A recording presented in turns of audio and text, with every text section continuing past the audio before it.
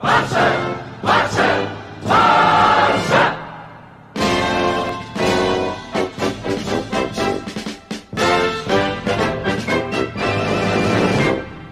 guys, welcome to Blog Games United.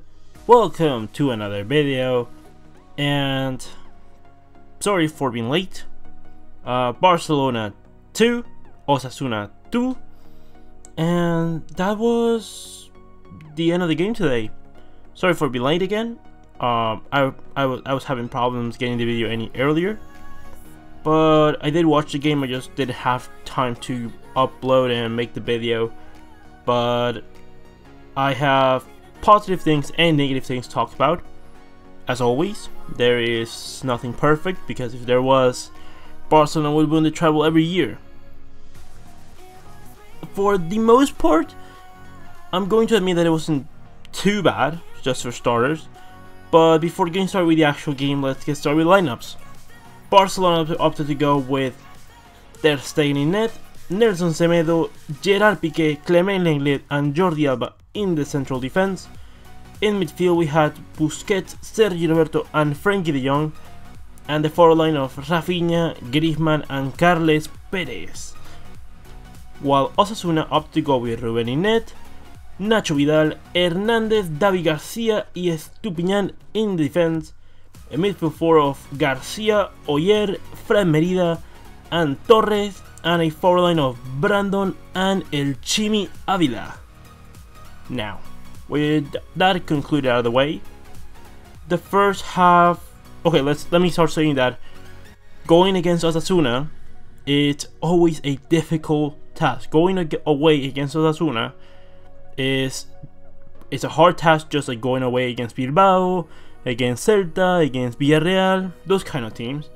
So losing points, drawing, even losing is a possibility, is within the plans, or at least it's something that can happen. Osasuna did a fantastic game. I want to get that out of the way. They played their game. They were really compact in defense, conceded very little stuff. In the first half, they were absolutely superb. No opportunities for Barcelona. Barcelona were trying to do things. Okay, given they didn't have to go up against Lionel Messi and Luis Suarez, but they worked very well. They were pressuring us really well when they had to pressure, and they were dropping back and being very organized. They caused a lot of damage in the first half, especially with that cross from Nacho Vidal, who found Torres at the other post, who puts the ball in the back of the net, and in the 7th minute, we are 1-0 down. It was very unfortunate, but I have to say that Barcelona were not great, again, but this is not a great Barcelona. I have never said this is a great Barcelona, but we can turn into that. The thing is that there were people that I had to criticize today. There is someone that you might be very surprised that I criticize of, but you know, I have no favoritism here. I have players that I like more than others, but if you don't play a good game, I will criticize you for it. And if you play a good game, I will give you plaudits, because that's how fair criticism works. That's how constructive criticism works. So at first I want to say that in the first half we tried to do as much as we could, kind of. It's just that we did not have enough tools, and the thing is that keeping that amount of intensity which Osasuna kept, they basically had the same effect that Athletic Club had in the first game of the season, which is you can execute your game plan in the first half perfectly fine, but the second half the stamina is going to go down. You're chasing after the ball too much, and stamina loses down. And Barcelona go and have pretty much all the possession in the second half. We were much better in the second half, and in comes the second half. I thought that the first half from Rafinha was pretty good, from the Semedo too. I mean, Semedo was alright, and I think that Valverde made a mistake. He didn't make a mistake by putting Sergi Roberto at fullback, which it should be warning signs for Musa Wague, for one.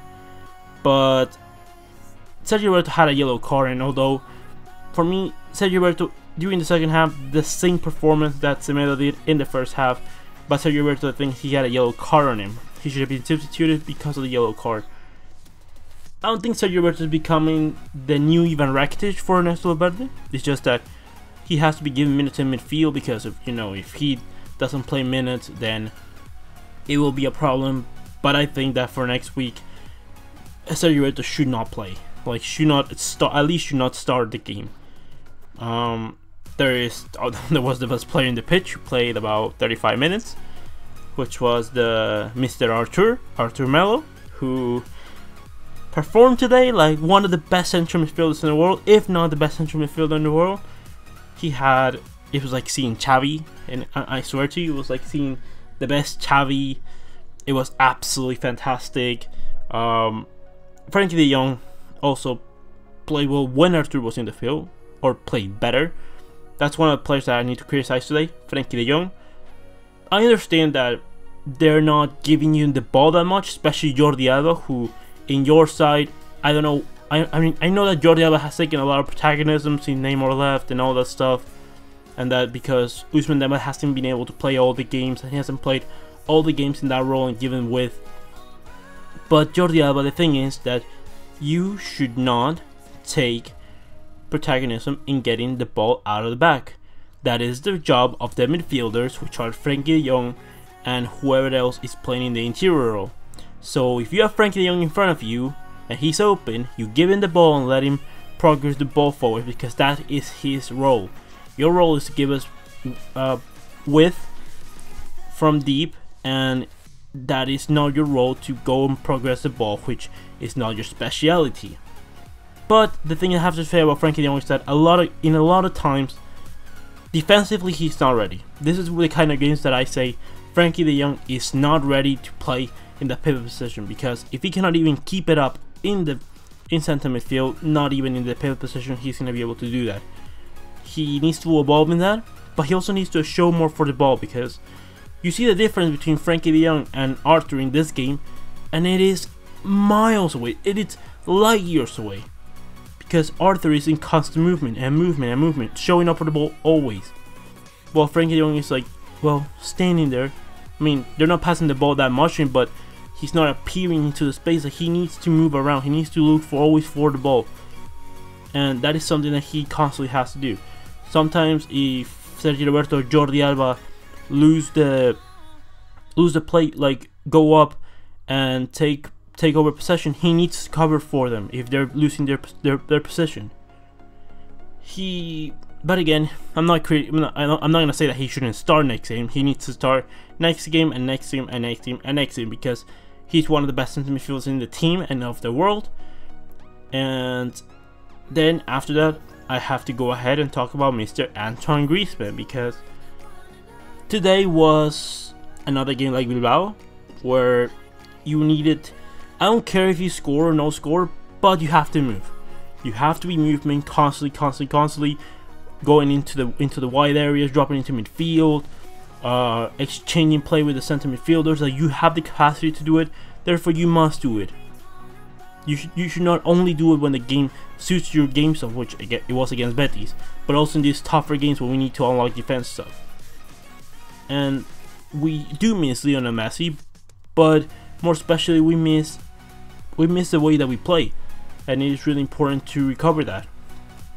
The second half, Ernesto Valverde opted to give a chance to Ansu Fati. It was very surprising actually that Ernesto Valverde did that so early in the game.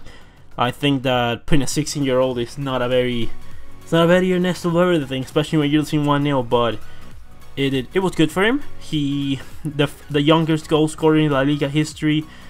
Ansu Fati goes. Carlos, it was a goal made from La Masia, because Carlos Perez was really good.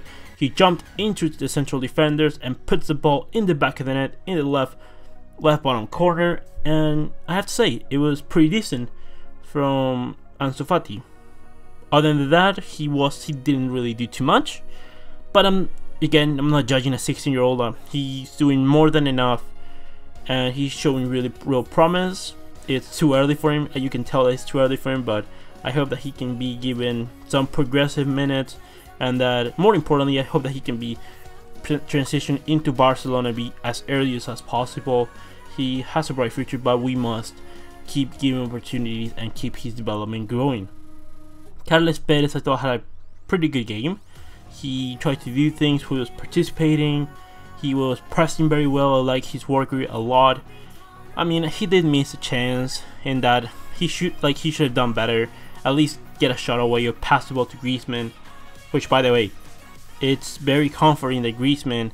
This happened like 2 or 3 times already since La Liga started, where Carlos Perez has had the chance to square to Griezmann and has decided to like take his chance. And it's good that Griezmann is not criticizing, man. Mr. Suarez and Lionel Messi, especially Suarez, should take a book from that.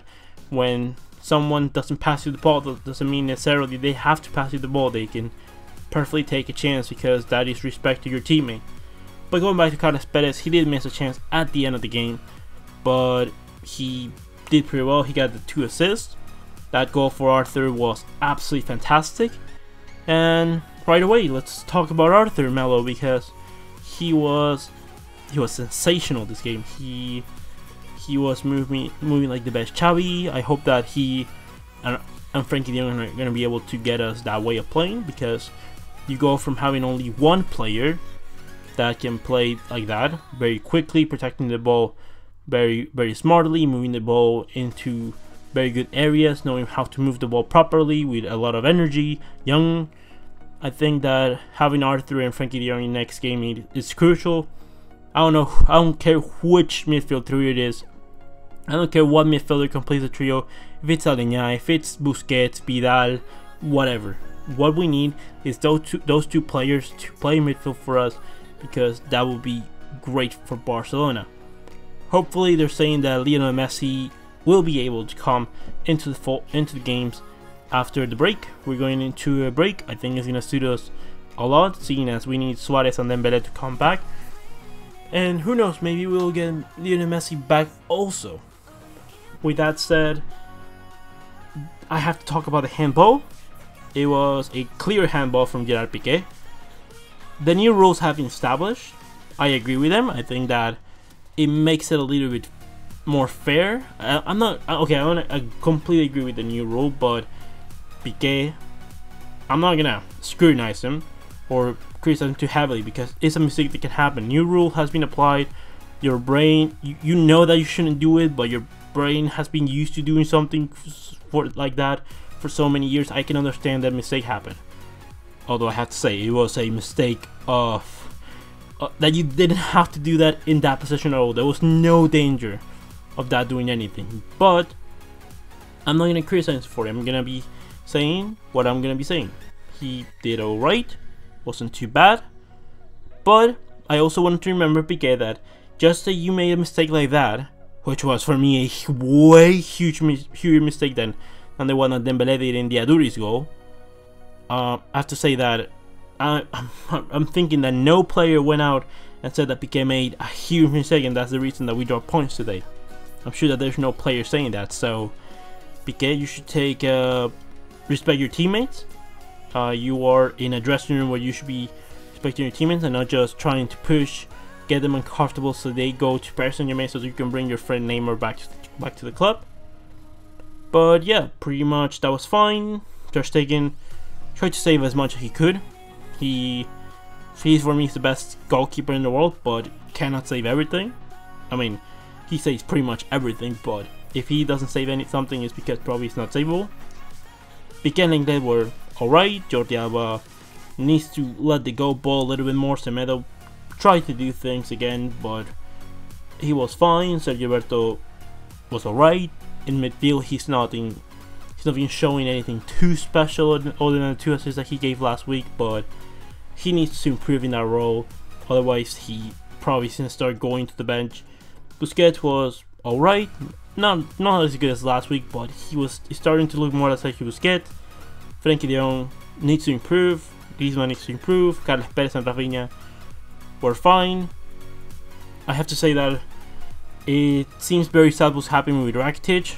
Someone said in one on the comment videos, in one of the videos, I said that Rakitic is a legend, and it was saying that Rakitic is not a legend and we need to stop that. Well, he's a player that has given a lot to us, and the treatment that we've given him is just very sad. It seems very sad that Rakitic might be leaving the might be leaving the club from the back door, and it's just very sad to see that for such a loyal servant to the club.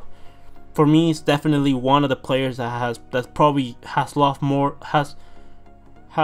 adapted to Barcelona the best. That is not a cat like a La Masia player.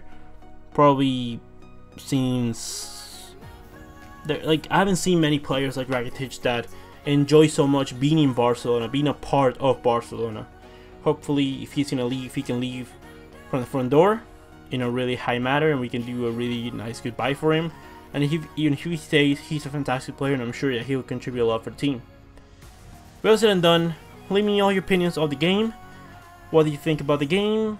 I think that we should have won slightly, but okay, the draw is fine. Atletico Madrid have the opportunity to go up to 5 points tomorrow, and we'll see what's gonna happen. Leave me your opinions on the game, and well said and done. Comment, like, and subscribe, and I'll see you in the next one, Blaugranas.